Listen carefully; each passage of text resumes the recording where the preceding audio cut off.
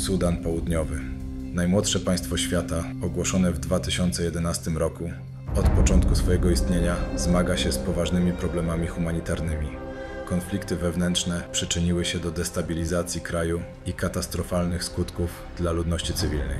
Walki między zwolennikami różnych frakcji politycznych spowodowały masowe przesiedlenia i zmusiły miliony ludzi do ucieczki z ich domów, szukając schronienia zarówno wewnątrz kraju, jak i poza jego granicami. Większość populacji Sudanu Południowego cierpi na niedobory żywności. Ponadto system opieki zdrowotnej jest niewystarczający i niewydolny, z ograniczonym dostępem do podstawowej opieki medycznej. Choroby takie jak malaria i cholera są powszechne, a wysoki wskaźnik śmiertelności dzieci jest wynikiem niedożywienia i braku odpowiedniej opieki medycznej. Międzynarodowe organizacje humanitarne i agencje pomocowe podejmują działania, aby złagodzić cierpienie ludności, ale ich wysiłki często napotykają na przeszkody związane z niestabilnością bezpieczeństwa i ograniczeniami w dostępie do najbardziej potrzebujących. Trwałe rozwiązanie problemów humanitarnych w Sudanie Południowym wymaga zaangażowania na arenie międzynarodowej oraz woli politycznej wewnątrz kraju.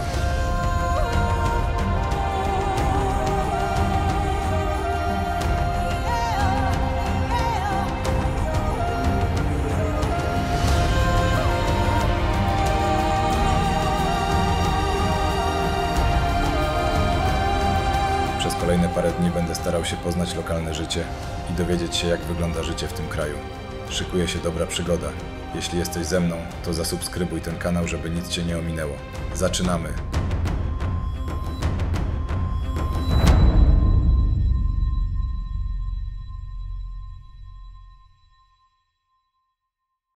Siemanko, jest 8 maja, godzina 2:20 nad ranem, w nocy i właśnie lecę do Sudanu Południowego.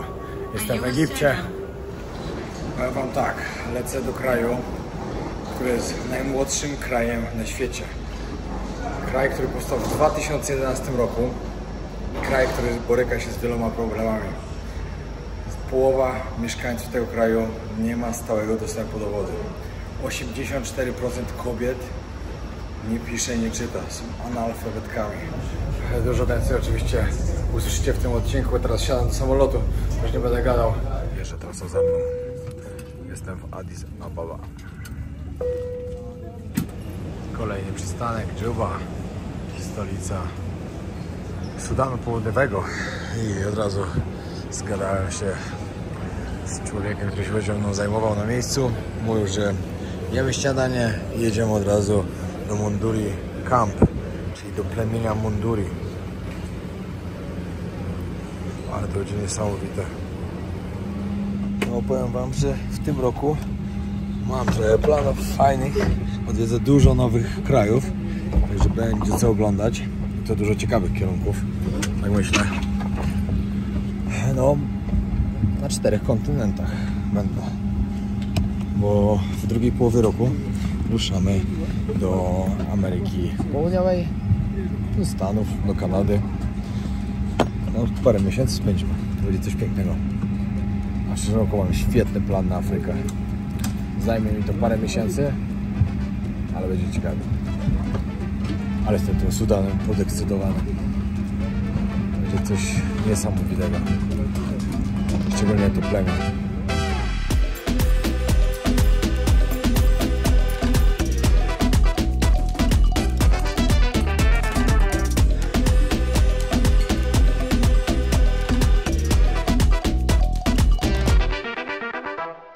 No i to znowu właśnie to było to, co mówiłem, że mają bardzo duże problemy. Tutaj potrzebują dużego wsparcia humanitarnego. Różne kraje wysyłają tutaj jedzenie. Później trochę zapytam o ten temat, że wam trochę właśnie mój miejscowy ziomek trochę więcej opowiedział na ten temat. Myślę, że to też ważny temat. I to jest mocne. Tutaj to ludzie czekają już na tych, co przylecieli prawie na płycie. Mocna akcja. Każdy musiał na wejściu pokazać szczepienie na żółtą febrę. Jest wymóg tutaj, żeby tu przylecieć. 20 minut czekam. A mojego przewodnika nie ma. Ciekawe, czy gdzieś on stoi, że ja go nie widzę, a ja, że on. Chociaż to jest tak małe miejsce, że tu ciężko się nie zauważyć.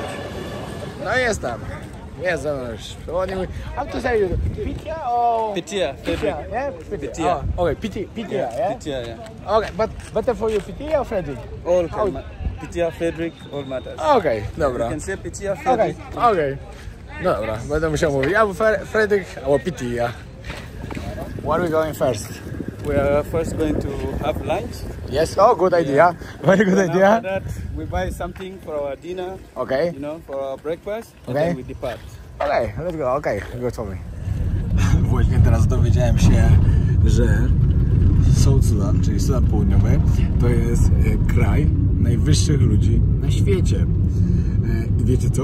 Jak wylądowałem, jak wszedłem na lotnisko, patrzę, wszyscy są naprawdę bardzo, bardzo wysocy. I widziałem na jednym vlogu kogoś tam, że jest jeden taki kraj właśnie najwyższych ludzi. Widziałem tylko miniaturkę, ale nie wiedziałem, że to tutaj.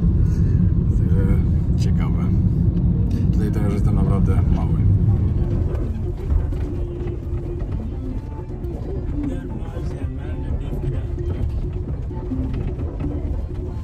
W jednym miejscu były tylko drogi asfaltowe, jak wyjeżdżaliśmy z lotniska, dalej już jedziemy, w ogóle nie ma. Wszędzie takie tylko wiecie.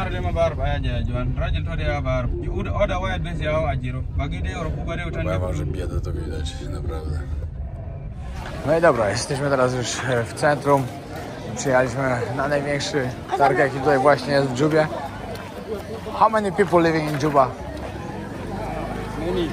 Many like, but in all countries like 10 million, yeah? Yeah, all countries like 11 million. 11 million, okay. In Juba?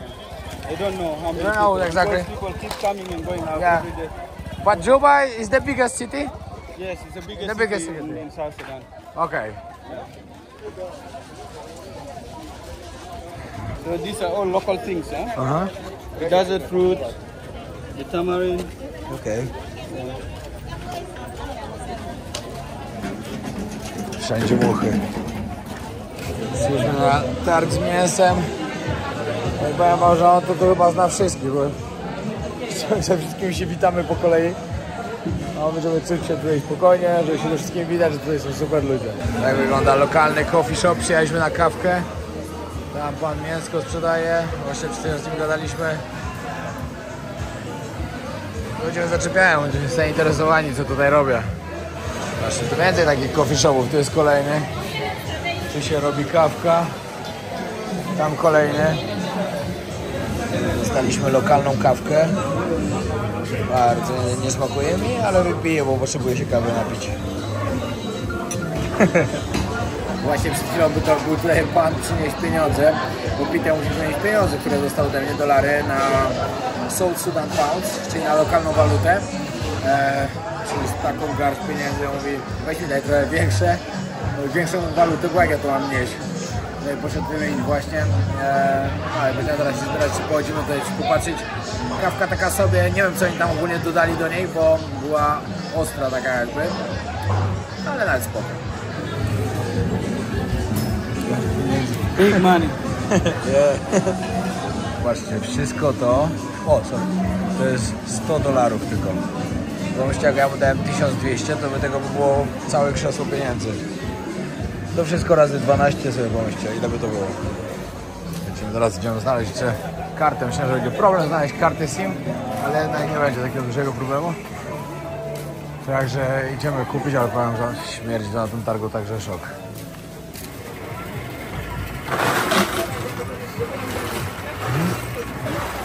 Even this one. And she made from this one, They yeah? are burnt. They are burnt. They produce some special smoke, you know. Okay. Yeah. All these And ones people are using here like the perfumes, yeah? Yeah, these are all perfumes. This is okay. This is everything local perfume. I think there's like some alcohol,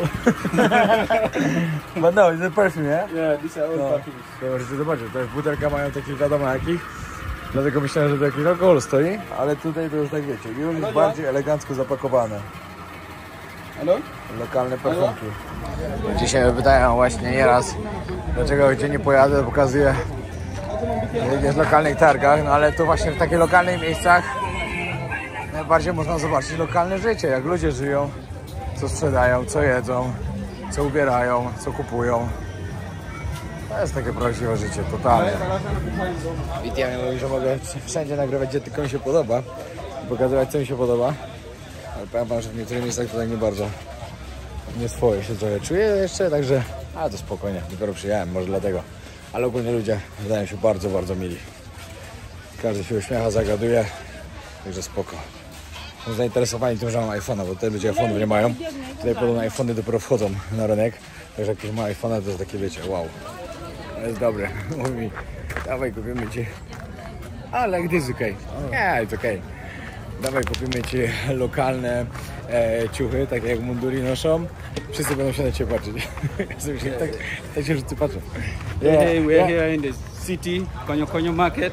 You have to walk around. This is Konyo Konyo, Konyo market, the biggest market in the country, you know. So we're just walking in the middle of it, trying to see what's going on. And I say this is like real local life.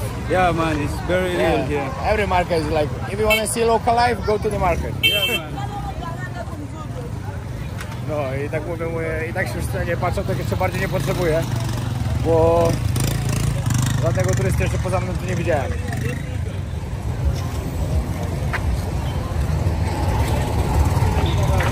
Przychodzi jak mi idzie. Dobra, przyszliśmy jeszcze tutaj na targ z owocami i warzywami, bo musimy kupić coś na obiad. Co będziemy później robić. Musimy wszystko tu kupić, bo jak wyjedziemy później już za miasto, pojedziemy do wioski, to musimy mieć swoje rzeczy, żeby mieć co ugotować. Przynajmniej tak mi powiedzieli. To będziemy musieli 45 minut mniej więcej jechać do kampu.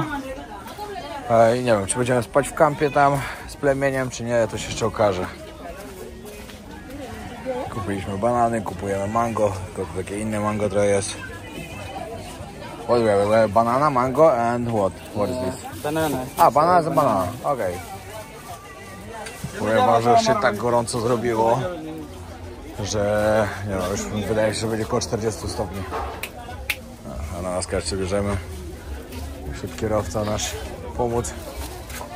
Wszędzie widać jakieś samochody i jeepy, które są z pomocy humanitarnych tutaj. Jest ich naprawdę bardzo dużo, co kawałek. Tam kolejny. Where are we going now? We're going to buy water. Buy water? Yeah. Oh, why you don't say I take this one? Because I buy this one, the big one. This one you need cold. That one is not cold. Okay. Where are we sleeping tonight? We're sleeping in the camp? In the camp, yeah. In the tent? Yeah. Nice. You like it? Yeah, I like it. Bro, I'm traveler. I sleep in many places in the tent. But this is like... sometimes when it's too hot, it's difficult to sleep. Very difficult. Here in the night, it's very hot or no? Not very. Around how many degrees? In city, it's very hot, but outside there, Yes. around 20. Around 20. Okay, 20 is okay. Okay, and you say how many tourists coming here? Like last year or maybe Probably in the year? How many tourists? Around 500 500 to 600, 700. all year. Yeah, for the whole year. Yeah, Because we're working as seasonal, you know. Tourists don't come throughout the year. Okay, but now is the season. Now it's not a season for traveling, but it's a good time to travel. Yeah, very good time. Przyjechaliśmy kupić wodę. Patrz jaka fura. Trochę skazowana. Ale jeździ? Jeździ. Bo wożą nią cały czas. Ja pierwsze. Dawno nie widziałem tego zwanego auta, ale wożą tę wodę. Pan też przyjechał wziąć. Yeah! It's destroyed full. Całe rozwalone. Przyjechałem wziąć wodę, bo tam wiadomo w kempie nie będzie wody, tak jak wam mówiłem. Tutaj w Sudanie Południowym jest naprawdę duży problem z wodą. Tutaj, nie wiem czy też mówiłem, ale 50% ludzi nie ma dostępu do wody i właśnie zobaczycie dzisiaj to plemię jak sobie radzi z brakiem wody. Nie wszystko będę mógł pokazać, bo niektóre rzeczy oni robią naprawdę takie, no takie, które się nie nadają do internetu. Ale coś tam pokażę na pewno. Było ciekawe, jak jeszcze z tym trochę porozmawiałem o tym, jak świat robi wszystko, żeby tutaj nie przyjeżdżali ludzie. Pomyślcie, jak tutaj 500 osób tylko przyjeżdża. Wygrałeś? 500 osób rocznie. Ile to jest 500 osób? To jest nic. A i tak jeszcze czytałem ostatnio statystyki, bo interesowałem się wszystkimi tematami, które tutaj są takie bardziej. To jeszcze 2 lata temu czy 3 tylko na przykład 100 osób odwiedziło. Aha, nie, czekajcie, to pewnie było jeszcze przed tym, przed zarazą. To 100 osób na przykład tylko odwiedziło w roku ten kraj. To teraz jest 500, to i tak 5 razy więcej. Ale umówmy się, no ile to jest 500? What is typical dishes? Typical dishes? Yes. Kudra and kisra. Kudra and kisra? Bamia. Bamia? Okay, but what was this? You have to explain a little Okra. bit. Okra. Bamia is Okra, I know, okay. Yeah. We have beans. Beans, okay. Green leaves. Okay. You know. But the famous dish here is kudra with kisra. Kudra, okay, we have to try. Kisra. Kisra, okay. We'll try. And which meat is a favorite here? Like people like the goat or Beef. chicken, beef, yeah? Yeah. Okay. Beef is the favorite meat.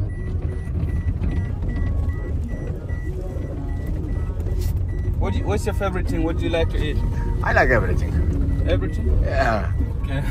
And I like to try. When I go always to some country, new country, I always like to try some local food, some typical dishes. Yeah.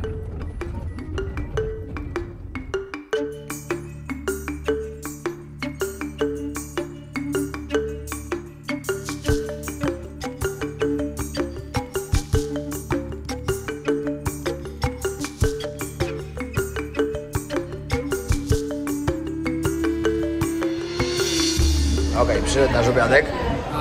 Assalamu alaikum. Faddal mana fatur. So there here laham. Okay. Beef.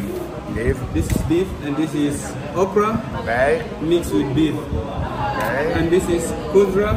Kudra. So green leaves. Okay. The kudra tabik Okay. is mixed with different spices, you know. And this is chicken, the local one. Okay. And this is kisra, one of the favorite escort, you know, for all this food. Okay, let's try. Chciałem lokalną knajpkę i dostałem. Jedzenie, że to tak strasznie na siłę zjadłem. Powiem wam tak, no 99% was by tego nie zjadło, na 1.000.000%. Bo ja sam jadłem na siłę. A ja naprawdę mogę dużo zjeść. No i teraz się zbieramy już za miasto, jedziemy na wioskę, tam już zostaniemy na noc. Myślę, że tutaj jest 200 różnych grup etnicznych, mówiących w 60 różnych językach. I między sobą podobno tak się nie rozumieją. To nie, że są zbliżone. Głównym językiem obowiązkowym, nie mówię się obowiązkowym, dobra, podstawowym językiem, który się tutaj używa, są dwa. Jest angielski i arabski.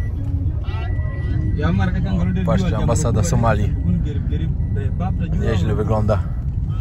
Patrzcie, jakie wszędzie są zasieki porobione.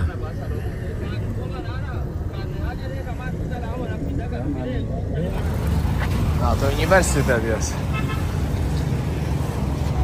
Idę kupić kartę SIM. Muszę skorzystać, póki jesteśmy w mieście. Słanie droższy internet. Patrzcie, jak tu sprzedają.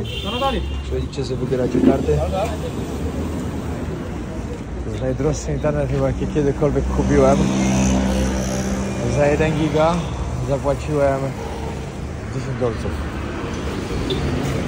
Na pewno zarobili na mnie troszkę, ale sam fakt, no, bardzo drogie. Także mogę go mieć tylko, żeby na WhatsAppie się odezwać. Do lalitki.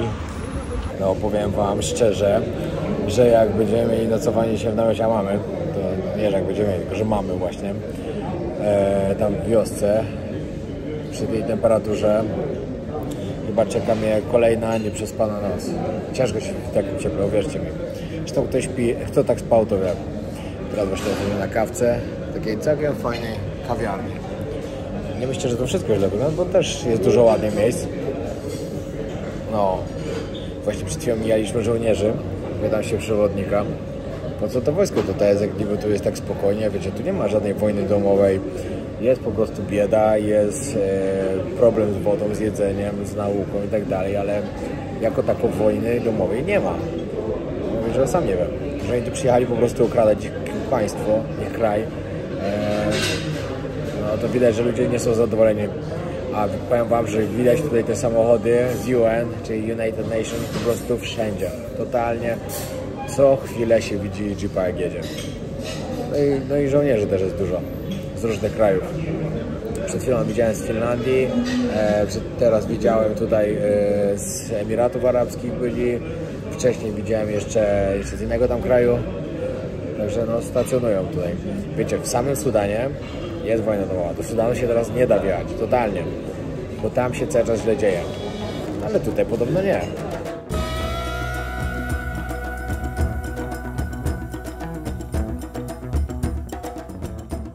Patrzcie jaka droga, nie mamy jak przejechać. Azman, ta bura menino bira wes. Ta bura menino bira. Powiem wam, że jesteśmy mocno w dupie, nie ma jak przejechać po prostu. Ciężarówki, które tutaj wywożą ziemię i piasek, tak rozwaliły drogę, że nie ma się jak tam dostać. A sobie tady już nie ma.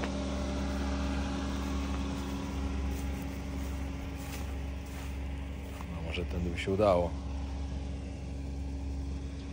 Znaczy ta się zakopała. Tutaj też wszystko rozwalone. Przed chwilą wszedł mały chłopiec z plemienia, do którego jedziemy. Od razu było widać skąd jest. Chłopaki kombinują jak przejechać. Szukają jakiejś drogi.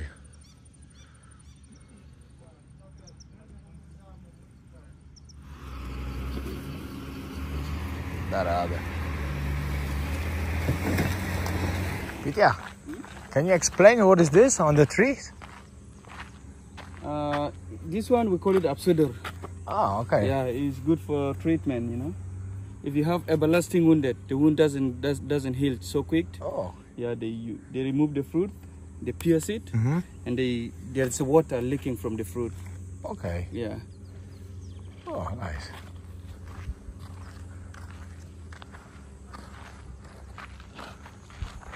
A jeszcze szczurka jaka jest.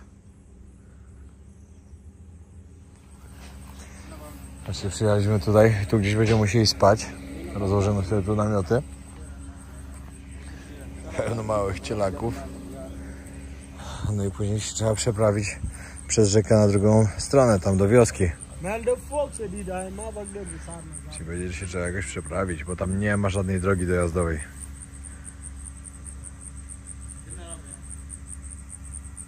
Ciekawie. Ciekawe jak oni w ogóle mają dostęp do czegokolwiek. Ta wioska stała gdzie indziej, podobno jeszcze parę miesięcy temu. Tylko wiecie, oni się też przemieszczają. Jest nomadzi. Musimy teraz znaleźć drogę, którą się przeprawimy. Tu właśnie chłopak z wioski jest i nam podpowiada też, którym będziesz musiał przejść. Ale jest tak gorąco, 40 stopni. Noc nie będzie lekka, ale przygoda to przygoda. Przygoda się zaczyna, musimy się z tym wszystkim przeprawić na drugą stronę.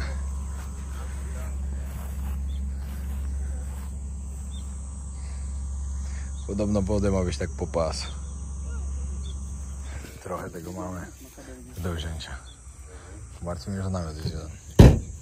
Dwa.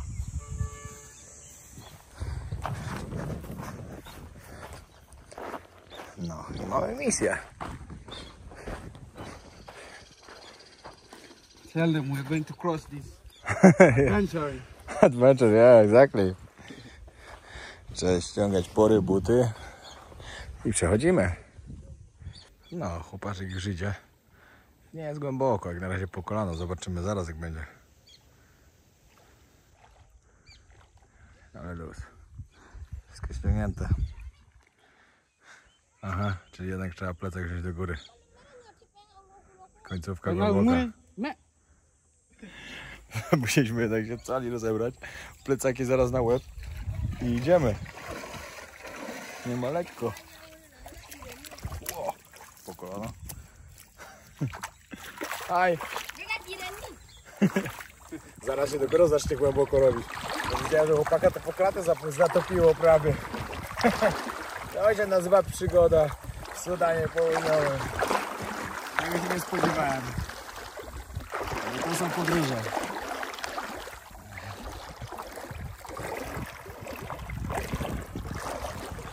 To jest przygoda, a nie jakiś tam hotel.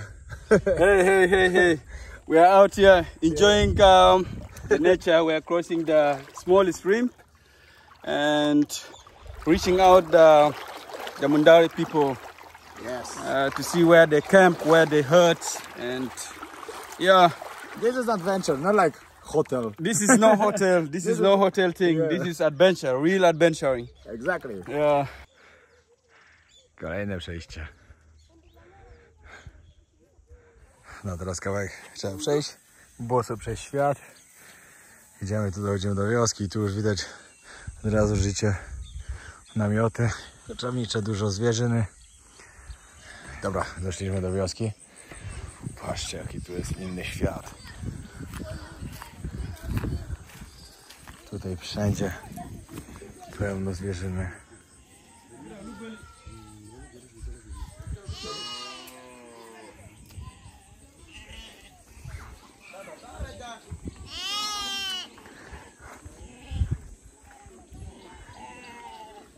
Niesamowite. Wcześniej to ja takie coś tylko w filmach widziałem. Raczej w filmach na jakichś kanałach przyrodniczych. Okay, can you explain what they do? Or maybe stop this side because not. So this you're seeing here, these are cow dungs, you know. Ah, Yeah. They dry it. They scatter it to make sure it is dried. So after drying them, they collect it like these ones. And they make fire of fire. okay. So this fire of fire is so significant for the animals and for the people, you know. Yeah. So the kids alone can sleep next to the fire, and the smoke can keep the mosquitoes and the flies away from the cows, you know. Okay. It can keep them warm as well in the night, because during the night it's cold. It can be like 20 to 15 degrees. 20 degrees, yeah. Yeah. So Yeah, this one is like the as best you can one, see mosquitoes. as you can see them already standing next to the fire, feeling the smoke. That's to prevent the mosquitoes from. Okay. Yeah. And when they sleeping, They, people when they sleeping, just like they sleep on the fire. Ah, next to- here. Yeah, on the Here, the fire, fire. and the elders can sleep on the bed. See this bed? okay, During the night, the elder can be sleeping on this bed. okay, Yeah. And this one is the tarpaulin for the goats and the sheep, you know. They also protect them from the rain. So, as you can see, us is busy working, collecting the cow dung. yes. They are making fire. And make fire, and they do every day. They Yes, make every day. yeah, Yeah, every day. day by day. Czyli widzicie, codziennie zbierają po prostu krowie kupy. Wszędzie tutaj rozgrabują tak, żeby było, żeby schło. I jak wyschnie, to po prostu tym palą, żeby się dymiło.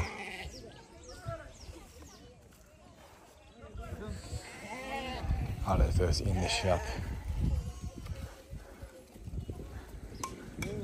And these people are nomad, yeah? Yes. Yeah, no more. They just moving like every couple months, Yeah. different place? Yeah, every couple of months they go. Okej. No, co parę miesięcy składają i się przechodzą dalej. You know how many pieces of animal they have here? No. But so many. Many. We don't count numbers, you know. We don't count ourselves. We don't count the goats. We don't count what we have. Okay, Yeah, it is unusual in our culture, you know. okay. Yeah, that's why Agmawe, when we ask this boy how old he is, and he don't know. Yeah, we don't know. They don't go to school, yeah? They don't go to school. Yeah. Few of them go to school to city, and they drop out. Yeah, yeah. Yeah. Not come back. Ale to jest inne życie, tak, to wiem, że się powtarzam, ale totalnie. We can go there? Yes, we can go there. Zobaczcie teraz na krowy. Oni tutaj mają takie krowy z takimi bardzo dużymi rogami. Tutaj to samo robią.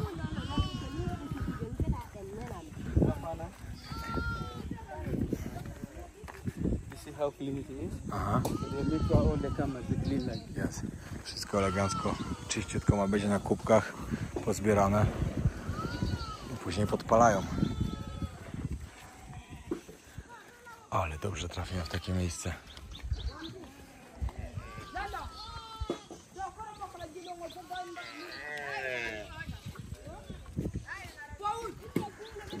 Patrzcie, jakie mają rogi wielkie. Patrz.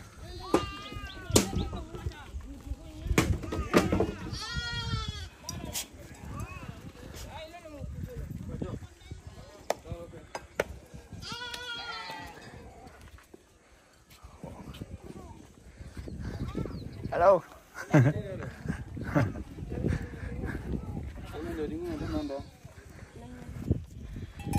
Muszę sobie teraz zrobić zdjęcia z jakimś... Ale oni tego mają, wszyscy te krowy są tam wszędzie.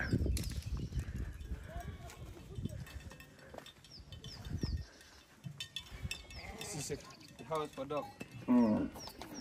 O, for dog. Patrzcie tutaj, norkę ma piesek.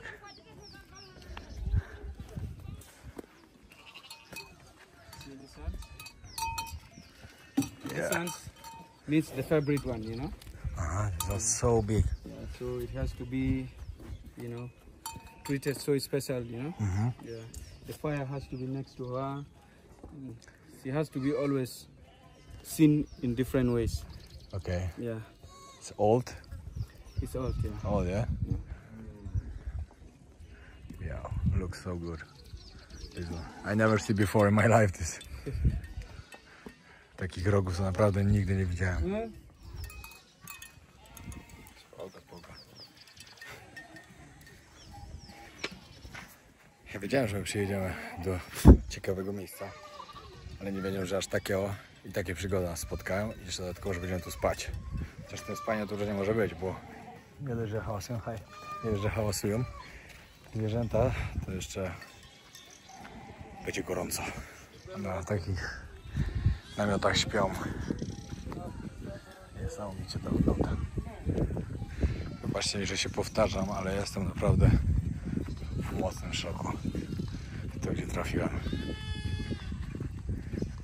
Co są właśnie podróże? After grazing, there must be flies, you know, that they catch along in the bush. But when they come back, they make sure they clean them to feel fresh. Like they use the cow dung, the ashes, you know. Okay. Yeah, they smoke one to clean them.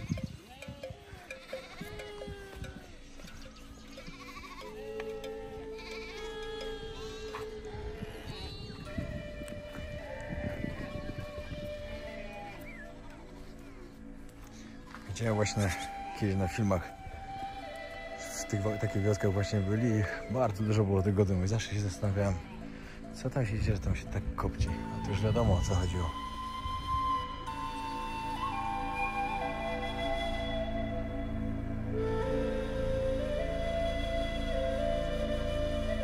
To jest właśnie w wiosce plemienia Mundari. Ogólnie samych Mundari w całym Sudanie Południowym jest podobno 100 000. How many people living in this place? This village? I don't know. Nawet nie wiedzą ile tu właśnie mają, ile osób tu żyje, ile mają zwierzyny. Widzicie, dzieciaki nawet nie wiedzą ile lat mają. Pomyślcie jak to jest.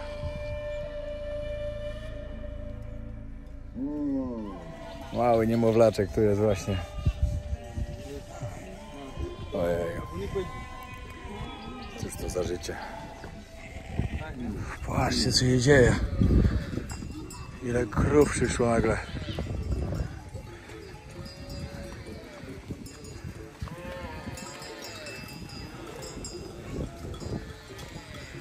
Z każdej strony idą. Go around, anywhere.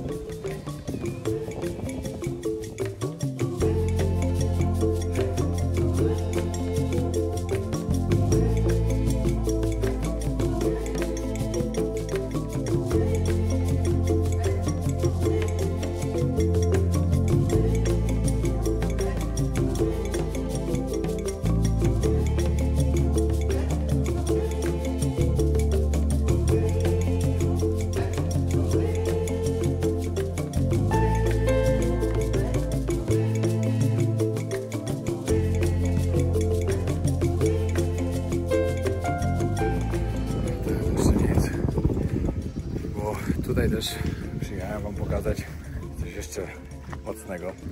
Jak wiecie, w tym kraju jest naprawdę duży problem z wodą. Może akurat nie teraz, no bo teraz jest taki sezon, że woda w rzece jest. Ale normalnie panuje tu straszna susza i ludzie nie mają wody i nie mieli. I sobie musieli radzić właśnie z bydłem. Ale to zobaczycie trochę więcej w kolejnym odcinku. Zostajemy tutaj na noc, zostaniemy tu jeszcze pewnie pół dnia jutro. Jeszcze trochę będzie do pokazania.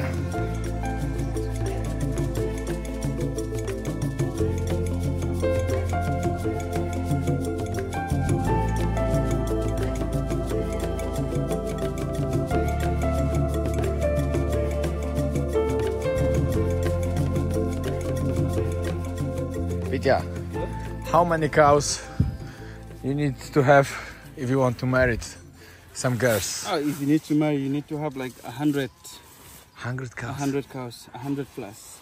You have the very beautiful one. Yes. Beautiful one. If not beautifully, 50. 50, 60. No, I don't know. Just joking. But the normal is like they have to just give it like. That's how they food it, you know. Okay. If she's not that pretty, she ain't getting that much. Okay, but who decided? The father or husband? Who decided how many cows? Because this cow going for family. It's a kind of discussion, you know. In a traditional way, it's a kind of discussion. We sit together between the family of the husband and the wife. Okay. So you come together under the tree like this. Okay. And then you discuss, you know. Okay, but this cow you just giving to her family, or this is your cow and your wife and the husband has to pay for the family. for family. Okay. Yeah. Okay. But when you're living in the same village? Me? Yeah, when you're living in the same village like your wife and your family and her family? No. You cannot, yeah? Yeah, you cannot. Okay.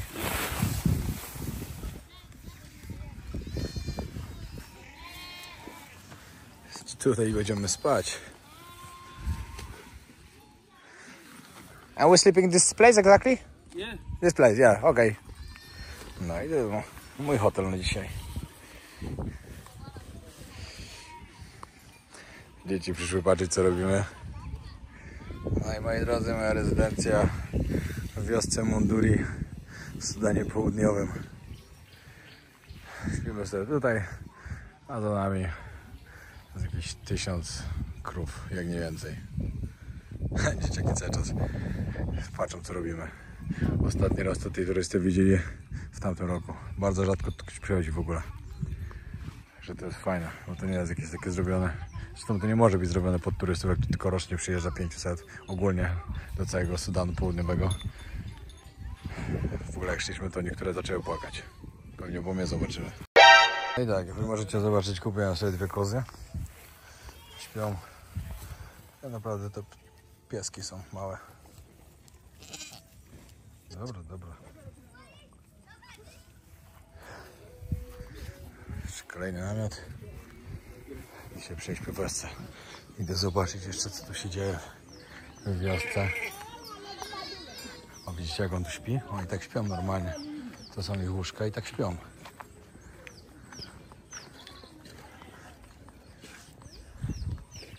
Robota.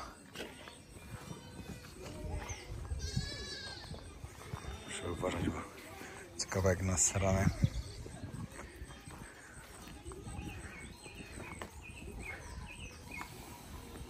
O, tam kolejny śpi. Tutaj na łóżku jeszcze nie wie, ale tam już śpi. Dobra, zbieram się na kolację. Chłopaki przyszli tutaj do siebie na łóżko spać, także idę też do siebie. Rano trzeba wcześniej wstać i zobaczyć, jak tu się wszystko budzi do życia. Może nie wiem, jak się będzie spało, bo to naprawdę jest bardzo gorąco. A i dzieciaki same przychodzą, że zdjęcia robią.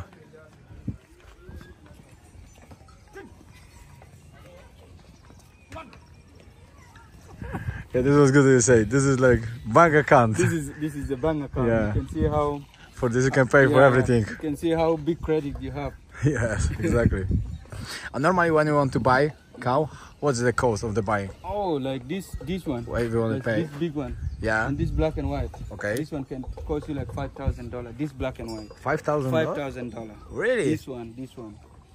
But this one can be like $1,000. But this one, the black and white, they're so expensive. Okay. If you want to get one like this, you have to pay like 15 to 20 cows to get one like this. Really? Yeah. Wow. Okay. Because it has different genes. Mm-hmm. Yeah. And you say this cow is only here, like in South it's Sudan? only here in South Sudan. Yeah. Yeah. Only in Mundare and Dinka. Okay. No anywhere, no elsewhere. Okay.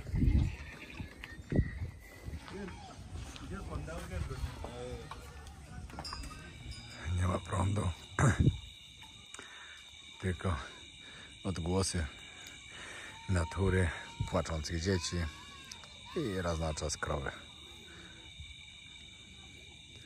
Jest 19, a tu już naprawdę wszystko się kładzie do spania.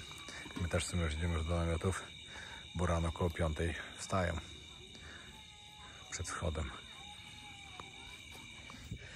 No, to co dzisiaj przeżyłem w Sudanie Południowym, to po prostu ciężko aż opisać. Nie sądziłem, że spotka mnie takie coś i cieszę się, że tak naprawdę od środka zobaczyłem, jak wygląda tutaj życie. Że jesteśmy w wiosce, że zostajemy tutaj na noc, że widzę, jak to wszystko tutaj się toczy cały dzień. Niesamowite doświadczenie. Naprawdę. No. Jak Wam się podobają te odcinki, pamiętajcie o tym, że jeśli chcecie mnie wesprzeć, zostawcie subskrypcję, rozwijajmy ten kanał jak najlepiej. I dodatkowo, jeśli ktoś ma ochotę mnie inaczej wesprzeć, zakupcie jakieś koszulki lub co innego z kolekcji Podróże Wojownika na stronie Extreme Hobby. Już za niedługo letnia kolekcja wchodzi. Jest dużo do wyboru, także polecam serdecznie. No, ja jeszcze muszę ogarnąć coś, żeby się czymś przykryć, coś pod głowę. Poczytam chwilę książkę i do spania. Yo.